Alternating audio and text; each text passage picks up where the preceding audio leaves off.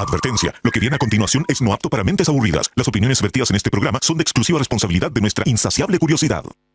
Señoras y señores, porque toda la vida tiene su ciencia, aquí comienza All You Need Is Love.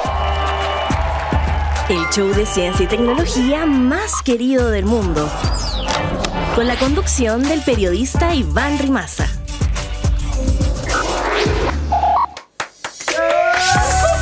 ¿Cómo están? Un aplauso, empieza All You Need Is Love.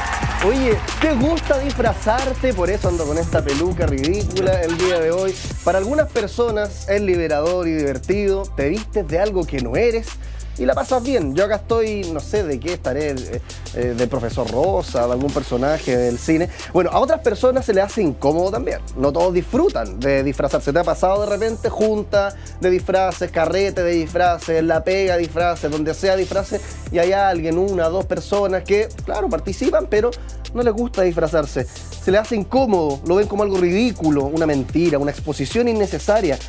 Pero incluso esas personas disfrutan de jugar con su identidad, quizás de formas más sutiles. El psicólogo Philip Zimbardo hablaba de cómo el anonimato y el juego de roles puede desinhibirnos. Con un disfraz, de alguna manera, te sacan la responsabilidad de ser tú, y eso tiene al final efectos reales en el cerebro. Estudios, de hecho, en neurociencia social han mostrado que al cambiar nuestra apariencia, como con esta peluquita, cambia también nuestra conducta de alguna manera. Y disfrazarse no partió con Halloween. En la antigüedad eran parte de rituales sagrados, máscaras para invocar espíritus o pinturas corporales para marcar el paso de la adultez u otras etapas de la vida.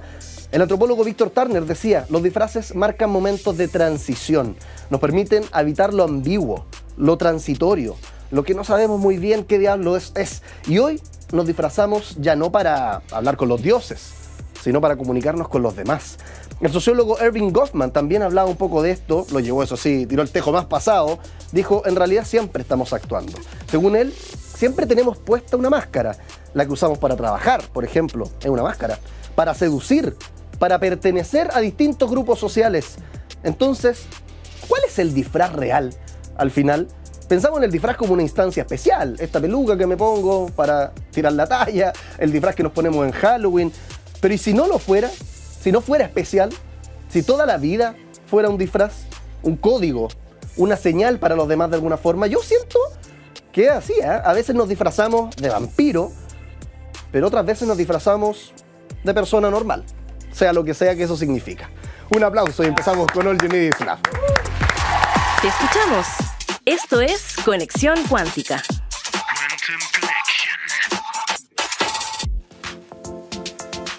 Te leemos, esa es la idea de la conexión cuántica, interactuar, que seamos uno de alguna forma, pese a que tú estás tan lejos y nosotros estamos acá, bueno, a través de las redes sociales de All You Need Is Love, o más que de All You Need Is Love, de los medios que producen este contenido, Radio Usach, Santiago TV, Diario Usach, Usach Oficial y tantos más. Ahí vamos publicando día a día. No te estoy pidiendo, mendigando que nos sigas, que un like, no. Esto es por tu propio bien. Si es que tú te metes a las redes sociales y ves nuestro contenido, la vas a pasar muy bien, porque tenemos cosas sobre volcanes, sobre el amor, sobre la inteligencia artificial, sobre, vamos a hablar hoy día de las vacunas, por ejemplo. Bueno, un cuanto hay. Y el último tema de conversación que tuvimos fue sobre la ciencia del amor, con la psicóloga Ana María Fernández, que también es vicerrectora acá en la USACH. Estuvimos haciéndole match a los celos, hablamos sobre la psicología del amor, los mitos románticos, y esto fue lo que nos comentaron en las redes sociales. Muy importante hablar de esto, dice una persona, totalmente, porque uno tiende a asociar los celos o con algo muy malo o con algo bueno, ¿no? Están como esas dos lecturas. La persona que te dice, no, yo estoy chato, que me celen, es tóxico, y otra persona te puede responder, no, pero es que yo te celo porque te amo, es una muestra de cariño de alguna forma. Eso estábamos hablando ayer. Los celos en cualquiera de sus formas no son normales, comenta otra persona, Necho Eddie Again, ahí lo estamos viendo. Te puedes hacer famoso, ¿eh? Si es que comenta en los reels de All You Need Is Love, porque te leemos acá siempre. Otra persona dice, es una gran distinción, siento que es bueno darle visibilidad al amor. Escribe Cozy Talker, que también está viendo All You Need Is Love día a día. Y por último, excelente aclaración, nos dice NGC 5102. Los comentarios los leemos en All You Need Is Love, porque la idea es interactuar. Si yo curioseo solo en un vacío, no tiene sentido. Sin ti no somos nada. Seguimos haciendo All You Need Is Love. Y ahora, ¿quién podrá explicarnos? Hoy hace unos días salió el señor Johannes Kaiser diciendo una sarta de cosas. Pura mula, francamente. ¿Para qué andamos con cosas? Dijo que nos vacunamos como con 70 y cuántas veces, que nos íbamos a morir con los metales en la sangre. Nosotros escuchamos eso y dijimos, a ver. Si alguien no lo detiene, lo tenemos que hacer nosotros. Cristian García, académico de la USACH, vamos a hablar de las vacunas, la ciencia tras las vacunas. ¿Cómo estás? Hola, ¿qué tal? Mucho gusto en saludarlo y muchas gracias por la invitación a aclarar un poco respecto a las vacunas y otras medidas que son muy importantes para protegernos de enfermedades que muchas veces se nos olvidaron porque las mismas vacunas han sido exitosas en controlarlas. Oye, antes de profundizar, el dato más fácil de mentir, yo creo que nos vacunamos 70 y no sé cuántas veces en el plan. ¿Qué pasa con eso? ¿Cuáles son las cifras reales? ¿Y cuáles son también esas vacunas? Sí, bueno, primero eso es una, y que posteriormente el mismo diputado lo fue aclarando en cuanto a él se refería a dosis en otros países, y que la verdad que es súper importante de informarnos a través de canales oficiales, de los medios de comunicación también, oficiales, creíbles, porque uno de los principales problemas que tenemos hoy en día, lo ha reflejado la Organización Mundial de la Salud, es las fake news, la infodemia, y que necesitamos informarnos de manera adecuada, con la verdad basada en la ciencia en este caso. Y efectivamente no son 72, son alrededor de 24 dosis de vacunas de distintos tipos que se ponen antes de los 18 años. Ese es nuestro calendario de vacunación que tiene el Ministerio de Salud y que nos protegen de múltiples enfermedades, muchas de ellas que ni siquiera nos acordamos, porque justamente han sido exitosas las vacunas en protegernos de eso. Cristian, alguien escéptico podría decir, ¿y para qué tanto? Igual 70, 20, mira, igual son un montón, nuestro cuerpo no se puede defender solo. ¿Qué responderías tú? Bueno, muy importante lo que mencionas, porque claro, puedes decir, hoy día no hay enfermedades de cierto tipo por las cuales nos vacunamos. Ejemplo, sarampión. Hoy día el sarampión es parte de nuestra vacuna del calendario. A los 12 meses al año y a los 36 meses, a los 3 años de edad, se pone esa vacuna que protege a los niños y niñas. Las Américas y Chile, dentro de ello, ha sido muy exitoso en estas campañas. Y la verdad que hay en ocasiones casos de sarampión, pero muy acotados. ¿Qué es lo que estamos viendo ahora? En Estados Unidos, en Texas, hay un brote de sarampión muy importante y ha causado la muerte ya de 2 menores de edad. Ambos no vacunados.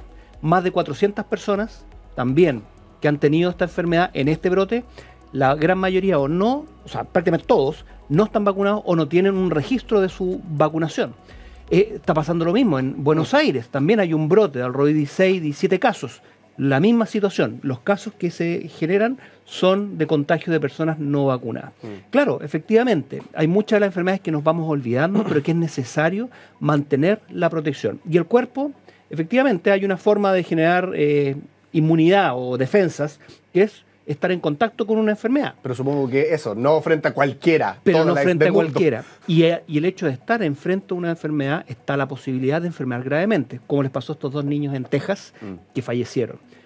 Una medida segura es una vacunación que nos expone a un agente que es un agente que no causa enfermedad, un agente que está modificado. ¿Para qué? Para que el cuerpo genere las respuestas inmunológicas, las defensas, para poder enfrentar el día que nos pongamos en contacto con el agente real. Siempre hacen la analogía que es como que entra dormido, ¿no? Es como que nos meten el bicho malo, pero mansito, como ensillado, domado, domesticado. O el otro es como en el viejo oeste, se busca. El cartel de se busca y el cuerpo lo aprende, se demora y después cuando lo ve, lo toma rápidamente. Y es una mejor analogía porque, claro, saca esta idea de que está entrando algo malo a mi cuerpo, por muy dormido que esté. Al final, lo que está entrando es el cartel, wanted. Información. Claro. Cuerpo genere todo esto para, en caso de que venga se busca este agente, este virus, bacteria, hay múltiples agentes, podamos rápidamente identificarlo y tomar las medidas en este caso con los anticuerpos que se generan, que son las defensas que hace el cuerpo. ¿Qué pasa cuando, y de hecho acá hay un montón de cuestiones que podemos hablar, pero voy a hacer 2 cosas y una me va a llevar a la otra. Una es que muchas veces la gente, no quiero hablar de antivacunas porque puede sonar despectivo, pero escépticos de la vacunación, dicen, oye, pero si toda la gente, hay mucha gente se ha vacunado y se muere o tiene ciertos síntomas, y ahí ya hay como una distorsión, porque claro, si el 95% de la población está vacunada, obviamente puede que haya más muertes de gente vacunada, y no necesariamente eso es porque están vacunados, ¿no? Y por el otro lado, ¿qué es lo que pasa? Y ahí me lleva, creo que se vinculan estas dos cositas. ¿Qué es lo que pasa cuando nuestro cuerpo de repente tiene ese guante, tiene ese cartel de se busca, pero igual no es capaz de enfrentar la enfermedad? Y qué bueno que lo mencionas, porque efectivamente, por ejemplo, estamos ahora en el Ministerio de Salud en la campaña de vacunación contra la influenza. Muy importante, que está enfocada a los grupos de mayor riesgo. Los grupos objetivos son personas que están más expuestas, personas que pueden generar una enfermedad más grave. Y que lo que busca, el principal objetivo es, si es que llego a infectarme, a incorporar a la influenza, que por lo demás ya está subiendo, y que durante el mes de abril va a incrementarse de manera importante, si es que yo incorporo y me enfermo, va a pasar de ser una enfermedad grave a una suave. No me hace invencible. No lo hace invencible, pero lo permite estar mejor preparado. Es como un entrenamiento del cuerpo. Entonces, claro, si es que nosotros no entrenamos nunca y vamos a correr 400 metros, Nos acalambramos. nos cansamos, va a terminar muerto. Pero, si es que estamos entrenados antes, en este caso con la vacuna, el enfrentamiento de esa situación, de una enfermedad todo, va a hacernos que estemos más preparados y mejor. Y en vez de morir, vamos a poder sobrevivir. Y tiene un factor que es súper importante, que a veces se nos olvida. Nosotros vivimos en sociedad. Sí. Tenemos que cuidarnos unos a otros. Y que, está bien, podemos nosotros cuidarnos a nosotros porque no queremos enfermar gravemente. Pero si yo enfermo gravemente, voy a ocupar una cama, voy a ocupar un ventilador mecánico. Y eso, si es que nosotros nos protegemos, vamos a reducir la posibilidad. Hoy día, que muchas personas están a espera de una cirugía, de una intervención, el hecho de poder cuidarnos nosotros tiene también un sentido solidario.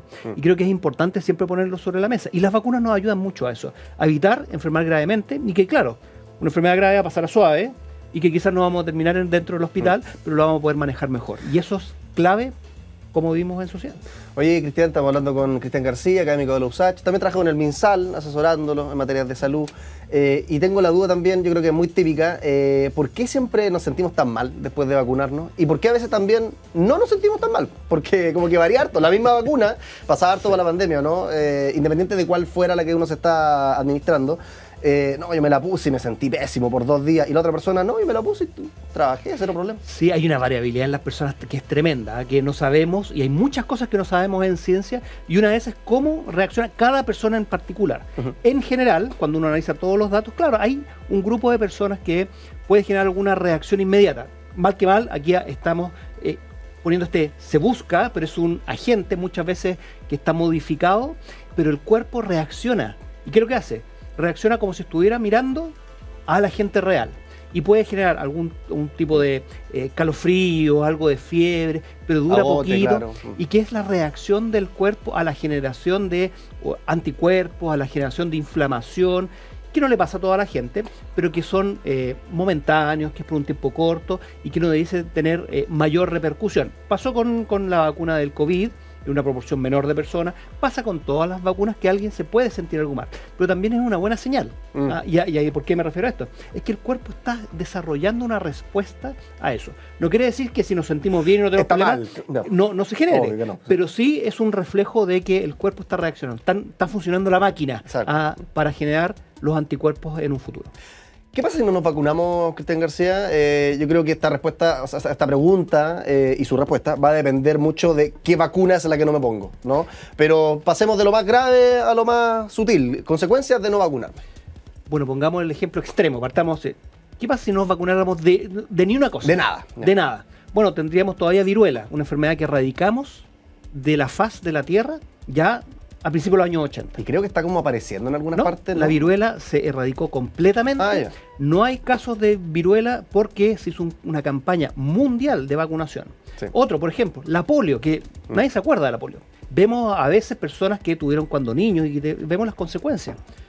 Con algún tipo de discapacidad producto de la infección. Que claro, es una enfermedad que no era tan frecuente, pero sí infectaba un número importante de personas. Y que la consecuencia era también grado de discapacidad importante. Hoy día no lo vemos.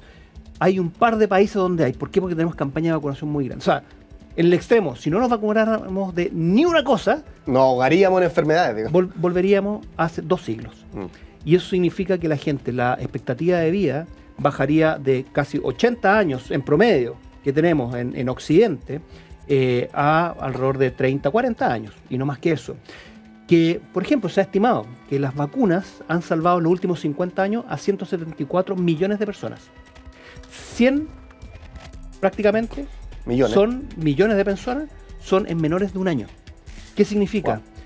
Que los niños más pequeños, que son mucho más vulnerables, están en desarrollo de su sistema inmunológico, han sido protegidos de manera importante. O sea, además podría envejecerse la población si es que no nos estuviéramos vacunando, porque gran parte de las muertes se pueden dar en esa primera etapa, ¿no? Al revés, porque al tener más enfermedades infecciosas circulando, mueren, claro, principalmente niños pequeños, pero ellos también se contagian y contagian al resto, y las personas mayores no están tan preparadas y van falleciendo antes.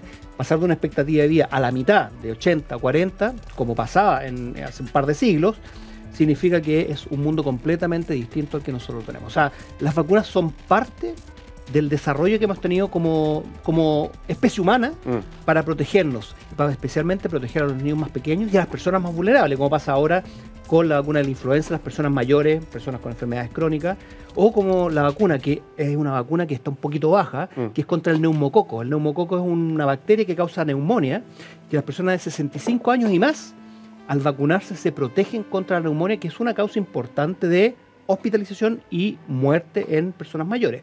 Así que también hacemos el llamado, si que tiene 65 años o más, no solamente se vacune contra la influenza para esta temporada, lo antes posible, sino que también contra el neumococo, la vacuna contra la neumonía, le dicen también, para que se acerquen vacunatorios públicos y privados en convenio, pueden acceder de manera gratuita a las personas de 65 años o más que no han sido vacunados previamente. Genial. Oye, Cristian García, tenemos un juego acá en el Unidis Lab que es la pecera. Y la idea de esta pecera, van a salir varios papelitos con factos, hechos reduccionistas, medio provocadores, y la idea es que tú o los desmientas, o los aclares, si es que están como bien matizados, o los confirmes, si es que, supongamos, son puras locuras, así que tratemos de tomarnos en serio lo que va a aparecer acá, todo relacionado, por supuesto, con las vacunas. No va a salir algo de, no sé, medicina india, no, solamente vacunas. Busquemos acá entonces, tenemos un papelito. ¿Qué es lo que dice la pecera? Tener metal en la sangre es bueno. ¿Qué dice el experto? Bueno, metal en la sangre, la verdad que nosotros tenemos un montón de químicos en nuestra sangre que nos permiten vivir. Por ejemplo, tomar el oxígeno, tenerlo y llevarlo a los distintos tejidos.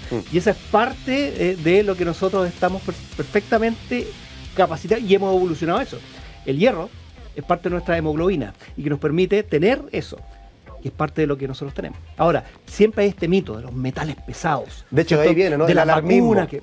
Bueno, efectivamente, por ejemplo, para tranquilidad de las personas, las vacunas en Chile, y ninguna en el comercio, tienen metales pesados dentro de su composición. De hecho, Chile tiene los más altos estándares. El Instituto de Salud Pública, para poder incorporar una vacuna, tiene que hacer toda una certificación a los niveles de la FDA de Estados Unidos o de la Agencia Europea de Medicamentos, para saber que cualquier medicamento, o en el caso de una vacuna, que es un compuesto biológico, tenga la más alta calidad y certificación de que a las personas no les va a hacer daño.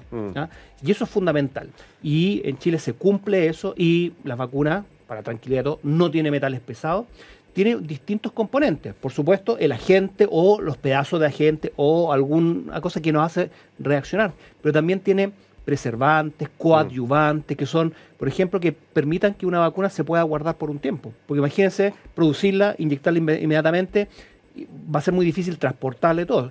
Tiene algunas componentes que nos permiten hacerla llegar a los lugares más recónditos del mundo y de nuestro país.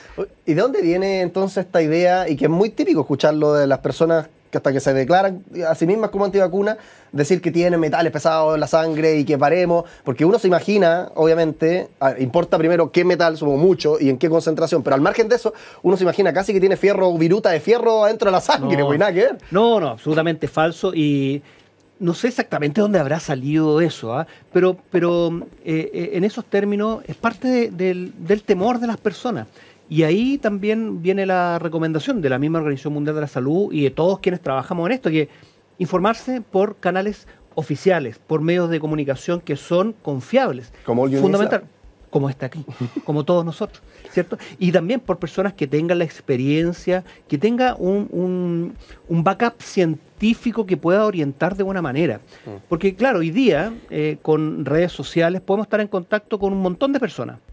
Y muchas personas con una posición muy clara, muy firme, puede dar una opinión, pero no tienen los conocimientos de qué es lo que está pasando. Y muchas veces esa persona tiene la plataforma también. Y tiene la plataforma. Por eso hay que tener cuidado e informarse por las vías oficiales y basados en la ciencia. Fundamental para evitar, porque al final no queremos que la gente se asuste, que sepa la verdad, que sepa lo que pasa, que sepa cómo protegerse, que sepa lo que llamamos nosotros evaluar los riesgos y tome las medidas para protegerse.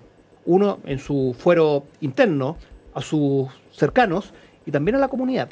Y eso es fundamental, estar bien informado en base a la ciencia y en base también a información verídica. Oye, ¿qué otras cosas, Cristian, te pasa que la gente suele temerle a las vacunas? Porque claro, está el pinchazo y cosas así, pero desinformación que gire en torno a la administración de las vacunas. La verdad que en especial en Chile somos bien obedientes, hemos tenido una buena adherencia, hay una buena... Porque es un capital sanitario que tenemos las vacunas. El programa de inmunizaciones ya lleva más de 50 años, 40 y tantos años, casi 50 años en realidad, organizado, poniendo la mejor tecnología, que a veces no pensamos las vacunas como tecnología, o los medicamentos, es tecnología de punta, lo más avanzado que tenemos, para llevarlo a las personas en sus lugares donde habitan. Lugares en islas del sur, en un CESFAM muchas veces rural, una posta rural a veces, que podemos llegar con la mayor y la más alta tecnología. Y de hecho, tú decías al principio y mencionaste unos casos bien catastróficos, ¿no? 2 personas que murieron por no estar vacunadas, y decías que si bien desapareció la polio, desapareció la viruela, ya ahora, por la aparición de estas ideas antivacunas, independiente del futuro distópico, ¿no? Que pueda volver la viruela o la polio, pero ya hemos tenido algún retroceso solo por la proliferación de esta, viendo la data, ¿no? de enfermedades que han ido apareciendo, subiendo, bajando. La verdad que no hemos tenido una repercusión todavía, por lo menos en Chile, pero sí se ha visto, por ejemplo, que es un poco lo que tenemos que mirar a futuro. Lo que se ha visto en Estados Unidos, que hay ciertos lugares, ciertos como bolsones, porque la gente nos tendemos a unir y a juntar con gente que es más parecida a nosotros. Sí. Probablemente las personas que no creen en las vacunas, sus hijos vayan a los mismos lugares de centros de educación, se junten en comunidades que son parecidas. Yeah. Y lo que se ha visto en los últimos años en Estados Unidos, que muchos de los brotes que ha habido de sarampión y otras enfermedades, sarampión es muy contagiosa. ¿Se acuerdan que el COVID, hablábamos de que una persona contagiaba a 3 o 4? ¿Esa es la que decían el R? El R, exactamente. Y lo que el sarampión tiene en vez de 4 o 5... son 16 a 18. Es una de las enfermedades más contagiosas que hay. 4 veces más contagiosa. Exactamente. Y lo que ha pasado es que hay ciertos, como se le denominan, bolsones de personas no vacunadas. Y al no haber personas vacunadas, claro, entra un virus, por decirlo así, o una persona y puede contagiar a muchos y generar estos brotes que son importantes, con las consecuencias que recién conversamos. Fallecidos menores de edad. En Chile, la verdad que posterior a la pandemia, se han mantenido buenas coberturas. Hay algunas que han estado un poquito más arriba, otras más abajo, pero estamos recobrando y es importante que aquí las personas en su casa, papás, mamás, personas mayores que también están dentro del parte como conversamos, de la vacuna contra la neumonía, revisen y vayan, se acerquen, aprovechen también esta campaña de vacunación contra la influenza y revisen qué me falta, cómo puedo protegerme mejor, porque no queremos volver a 2 siglos atrás, donde la gente vivía 30, 40 años. Bueno, ya se adelantó de hecho la campaña de invierno también para la vacunación, así que vayan, busquen el mismo sitio del MinSal, Google lo tiene todo a esta altura, hasta ChatGPT nos puede ayudar para saber dónde vacunarnos. Excusa no hay. Cristian García nos acompaña acá, académico de la USACH. Muchas gracias por estar en el programa. Muchas gracias por la invitación y bueno, orientar un poquito a las personas en su casa y otros lugares también para consultar. Salud Responde, página web. Salud Responde, centro telefónico 600-360-7777. Muy buena. Es parte de las distintas formas de poder llegar a información. Internet, teléfono, incluso hay un chat que uno puede tener información. Y mevacuno.cl, donde están los vacunatorios, y atento a las redes sociales en los dispositivos especiales. En el metro, en ferias, en supermercados, ha habido de todo. Revisen de sus Ceremis, de sus municipios, porque tenemos que vacunarnos hoy. Cristian García, un aplauso y seguimos haciendo más All You Need Is Love. La máquina del tiempo. Tengo acá en este cajón mágico unos lentes y me los voy a poner para leer bien lo que viene a continuación. ¿Cómo eran los primeros lentes ópticos? Estos en realidad son totalmente falsos, ¿sabes? No tienen nada. Pero los primeros lentes ópticos no eran así, naturalmente. De hecho, en el siglo I después de Cristo, si es que nos remontamos con esta máquina del tiempo, la Roma antigua, estaba el señor Séneca. ¿Quién era el señor Séneca? Un filósofo que usaba una esfera de vidrio llena de agua para amplificar textos y facilitar la lectura. Mira qué genialidad cómo resolvió un problema que antes nadie había resuelto.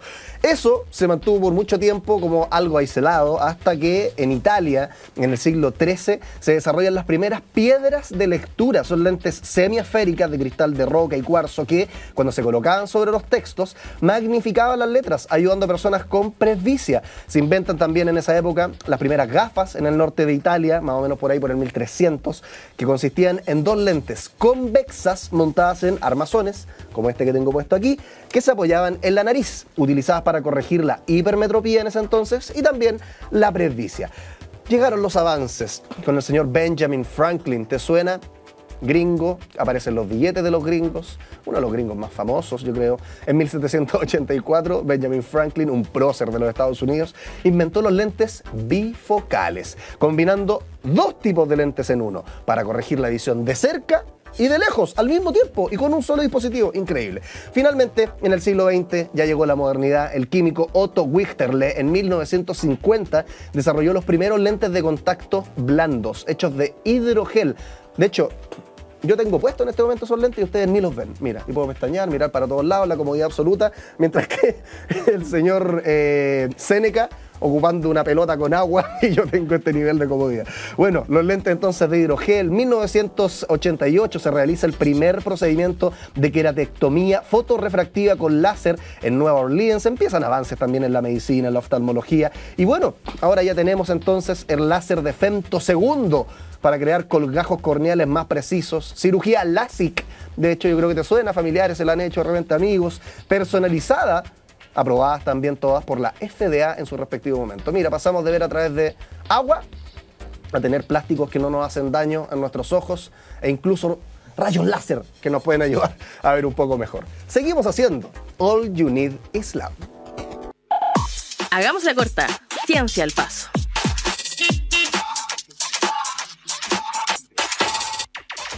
Seguimos con robots novedosos. Ahora es el turno de un caballo robótico de la ciencia ficción, presentado por Kawasaki, lo mismo que hacen motos. Ahora hicieron un caballo robótico. Parece sacado de novela. Mira, ¿sabes? Yo estoy chato también de estas formas de redactar de repente las noticias que tenemos los periodistas, que siempre han presentado, parece sacado de una ciencia ficción, parece de una novela, de tus sueños. Cada vez menos. ¿Ah? ¿Se han dado cuenta que cada vez menos estas cuestiones son de ciencia ficción? Mira, veamos cómo este caballo de Kawasaki, porque Kawasaki Heavy Industries reveló su más reciente innovación, que como te decía, ya casi ni me sorprende a esta altura. Ya me espero que salga una jirafa robot y yo creo que sería normal de alguna forma. Se llama Corleo, un caballo robótico impulsado por hidrógeno, diseñado para ser montado por humanos. Un prototipo presentado en la Expo Osaka Kansai 2025. Obviamente hay mucho de ingeniería robótica, movilidad sostenible y visión futurista también del transporte personal. Corleo emula la forma y la función de un caballo. De hecho, ahí estamos viendo en las imágenes, es un movimiento bastante natural, no tiene ruedas, sino que es lo más similar a un caballo moviendo sus pies o sus patas, en este caso. Tiene sensores que responden a los movimientos corporales del usuario, elimina también la necesidad de controles manuales como frenos o aceleradores e incorpora una pantalla que proporciona también información esencial, incluyendo niveles de hidrógeno, distintos datos de navegación, así como en el auto, que tiene la velocidad y la revolución y otras cosas. Bueno, también viene con datos de navegación este caballo, mientras que un proyector va iluminando el camino en condiciones de poca luz. O sea, básicamente un auto con sus medidores y con focos, pero que anda como caballo. Aunque actualmente Corleo es un concepto en desarrollo, su presentación, como te decía, cada vez nos hace naturalizar más cosas que parecen sacadas de ciencia ficción, ofreciendo un vistazo a donde la movilidad personal podría ser tan emocionante como montar un caballo robótico. Yo después de la pega me voy a ir a caballo a la casa. Increíble, porque volvemos de alguna manera a los orígenes, ¿no? Cuando la gente se movía efectivamente a caballo, los que tenían plata para tener un caballo sí, pero ahora caballo robot. ¿Qué tal? Seguimos haciendo All You Need Is Love. El que sabe, sabe. Y el que no conduce. El rating de televisión siempre se habla, cómo mide, cómo hace que algunos programas vayan al éxito, otros que fracasen. Más allá de eso nos interesa saber cómo se mide. ¿Cuál es la ciencia detrás del rating? Renato Aguilera, experto de Kantar Ibope o Ibop, ¿cómo se pronuncia, Renato? ¿Cómo estás? Hola, buenos días. Todo muy bien, muy bien. ¿Ibope o Ibop? Ibope. Ibope. Sí, Kantar Ibope Media es la empresa. Kantar Ibope Media. Oye, Renato, ¿qué es el rating? Partamos por ahí, por la definición más básica. Alguien que nunca ha escuchado de esto, contémosle. Bueno, el rating es un porcentaje. Es un porcentaje, cuando se habla de punto rating, se habla de punto de porcentaje de la cantidad de gente que ve un programa en cierto horario, día. Eso en definitiva, es el rating, en modo simple. Es como cuál se está viendo más y cuál se está viendo menos, o ni siquiera es tan sinónimo de eso. Estoy pensando en programa de televisión, el que se va más. Sí, te sirve como una variable de comparación para generar ranking tal vez para un target específico, pero sí te sirve para eso, para definir quién la gente, un programa que tiene mayor rating está siendo visto por mayor gente. Por ejemplo, el Festival de Viña tuvo 33 puntos rating, que eso es un súper buen número, en porcentaje. ¿Es harto o poco? Eso es lo otro, como ¿cuánto es mucho rating? ¿Cuánto? Eso, qué buena pregunta. ¿Cuánto sería todo Chile viendo un programa? No, obviamente, al ser un porcentaje de todo Chile sería el 99%, por ejemplo. Ya. Al ser un O sea, porcentaje. de un total de 100. 100 Sí. es el máximo en rating. Así es. Ya. Cuando uno dice el 33, de la muestra medía, un tercio estaba viendo el Festival de Viña en este caso. Ahora, el concepto rating, bueno, tal vez nos vamos a adelantar un poquito a las dale, preguntas, dale. pero el concepto de rating, al ser un porcentaje, a veces menoscaba algunos programas. O sea, el programa hoy tuvo solo 2 puntos rating, tuvo solo 3 puntos rating, pero un programa de 3 puntos rating, por ejemplo, un noticiario de 3 puntos rating, un noticiario que lo ven casi 500.000 personas. Entonces, cuando yo ya hablo de gente viendo versus 3 puntos de rating, que es un porcentaje, se le da la importancia real de audiencia que tiene ese programa. Oye, Renato, y está en la idea de muchos, incluso aquellos que no... Nosotros acá trabajamos en tele, entonces naturalmente lo conocemos el concepto, pero la gente que no está metida en el mundo... se imagina, chuta, ¿cómo están midiendo todo lo que yo veo? Pero hay ciertas personas nomás que medimos, ¿cierto? Explícanos un poco de la medición. Así es, la medición funciona en base a una muestra, como la gran mayoría de los estudios estadísticos, en base a una muestra que se proyecta a un universo. La muestra en este caso es un gran número de hogares, en los cuales nosotros tenemos instalados 2 dispositivos en esos hogares. Uno que es el People Meter, que es una tablet chiquitita, que se conecta a cada televisor de ese hogar. Si ese hogar tiene 4 televisores de esta muestra, hay 4 People Meter conectados en ese hogar. ¿Y cómo es eso? Entremos más en el detalle. ¿Es literalmente una tablet? Así como de Android, Samsung, no sé. Sí, una tablet de 7 pulgadas que está puesta abajo de la pantalla del televisor. Si yo llego, me siento, prendo el televisor, esa tablet detecta que se prendió el televisor y empieza a tirar una alarma. Que la persona que está viendo televisión tiene que conectarse. Entonces, chuta, yo selecciono que soy la persona 1, selecciono en la tablet que soy la persona 1 y empiezo a mirar la tele. Ya. Entonces ahí ya registra que la persona 1, que tiene tales características, que son las ventajas de las muestras de panel, esa persona 1, que es un hombre de 50 años, de tal GC, está viendo tal contenido. Entonces ahí ya se empieza a levantar la data de la audiencia, por ejemplo. ¿Y esa gente va cambiando o es siempre la misma? ¿Cuánto dura la cajita o la tablet en la casa de alguien? Mira, un hogar en el panel dura en promedio 3 o 4 años. Ya. Dependiendo de su comportamiento, a veces produce un agotamiento, el mismo hogar decide salirse, pero es el periodo que dura un hogar dentro del panel. Ya. ¿Y les pagan? ¿Es voluntario? No. Se le invita, se hace hay pequeñas cosas como... Gratificaciones, claro. Una gift card, Ya, cosas claro. de ese tipo, pero no se les paga, se le invita, se le explica a su hogar la importancia del estudio, muchos deciden participar. Ya.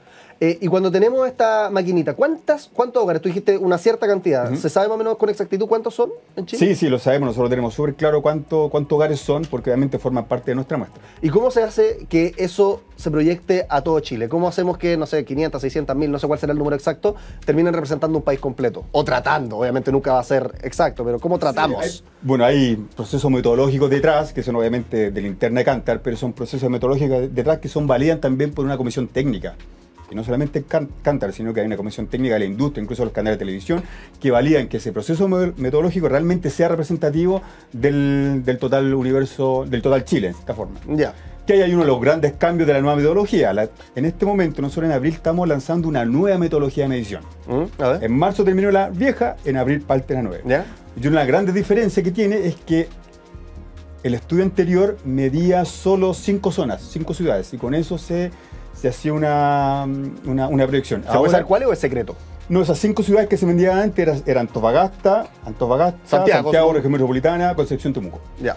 Y ahora se va a medir 100% Chile urbano, Uy, ¿cómo lo van a hacer? aumentando la cantidad de hogares, tal cual. A Yendo ver. a mucho más casas, yendo a mucho más hogares del panel. Y vamos se a va a pasar de duplicar más o la menos cantidad. ¿cuánto? Eso, duplicar. Sí, vamos a duplicar la cantidad de hogares de la muestra, porque ahora la representatividad es 100% Chile. Pero la metodología va a ser más o menos la misma. O sea, ¿amplía solamente la muestra o hay más novedades? ¿La tablet hasta que se conecta y todos los detalles que ya conocemos del rating siguen intactos o hay más modificaciones, no solo la muestra? Hay más novedades. ¿Tenemos más universo? Sí, gran novedad. Pero también tenemos un dispositivo nuevo. Hasta el momento teníamos nosotros los people meters conectados a los televisores. Y sabíamos lo que la gente de esos hogares miraban en su dispositivo televisor.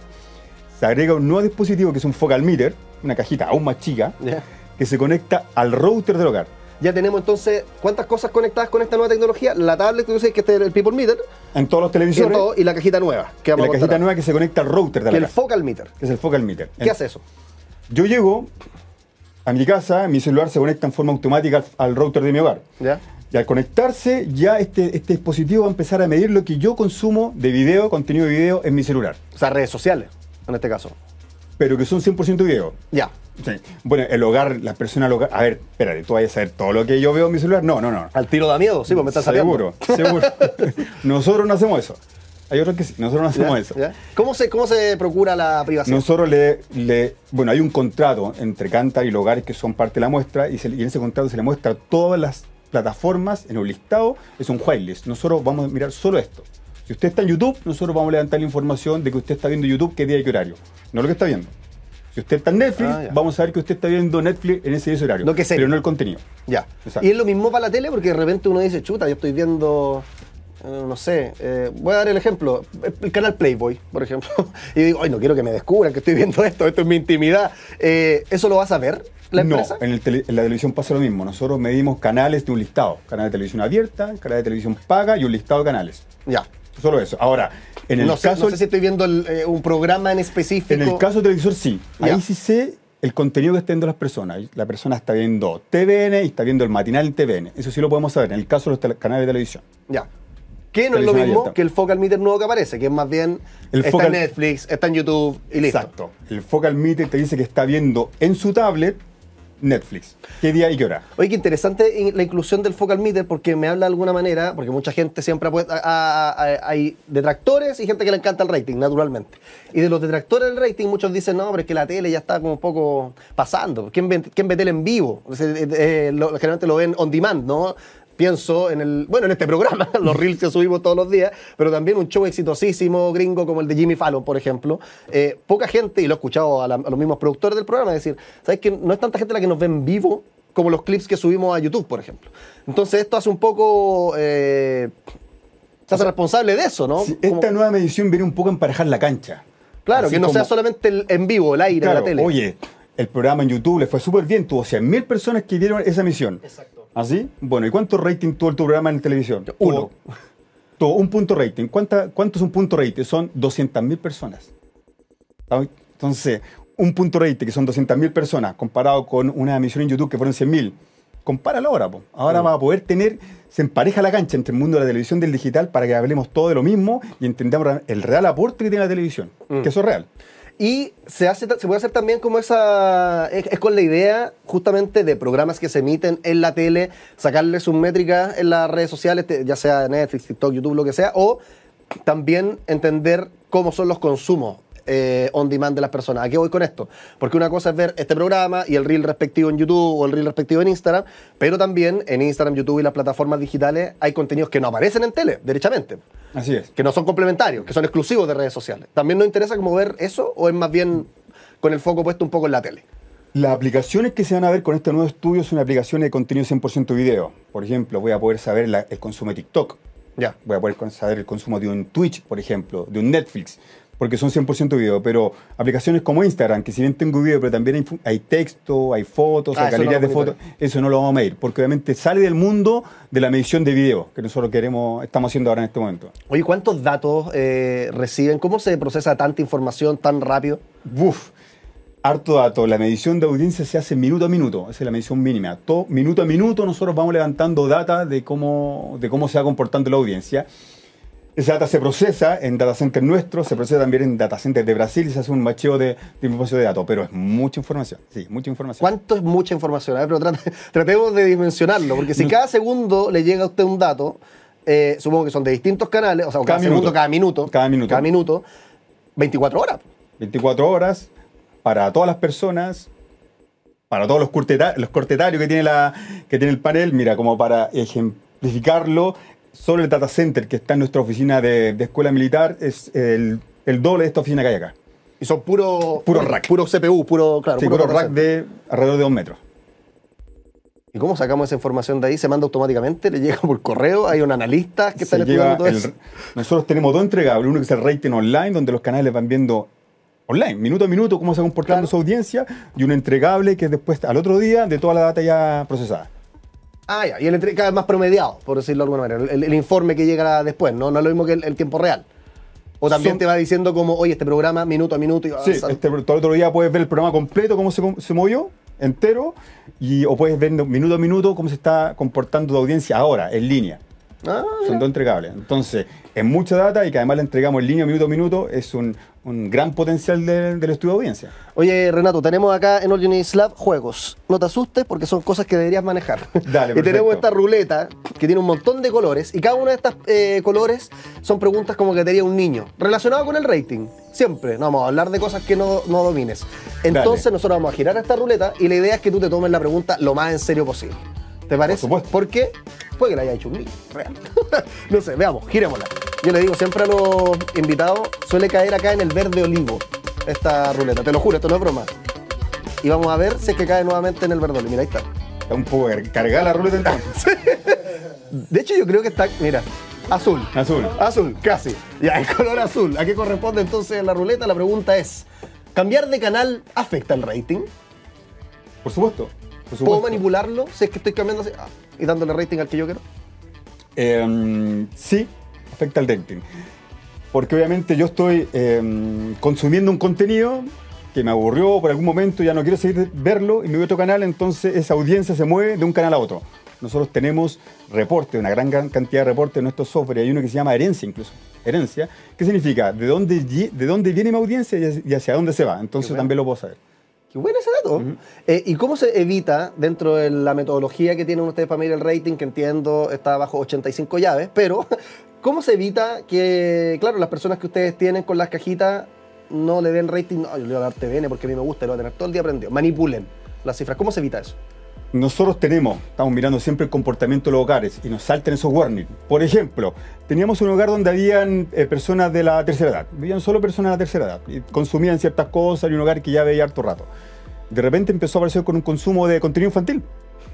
Estaban viendo ¿de dónde salió una canal de niños? Claro, más o menos. Entonces se levanta ese warning, nosotros nos contactamos con el hogar y nos dicen, sí, lo que pasa es que estas 2 semanas estuve cuidando a mis nietos en mi casa. Ah, ok, perfecto. Ya. Entonces así es como nosotros vamos siempre monitoreando los comportamientos de audiencia de los canales. Entonces esos comportamientos raros nos saltan los warnings y hacemos la confirmación de ese comportamiento. Y una vez que te salta esa alerta y tú llamas a la casa, ponte tuya, supongamos que vivían 4 personas sobre los 60 años y aparece realmente Bluey, y uno dice, ¿por qué ya lo está viendo Bluey? Por ejemplo.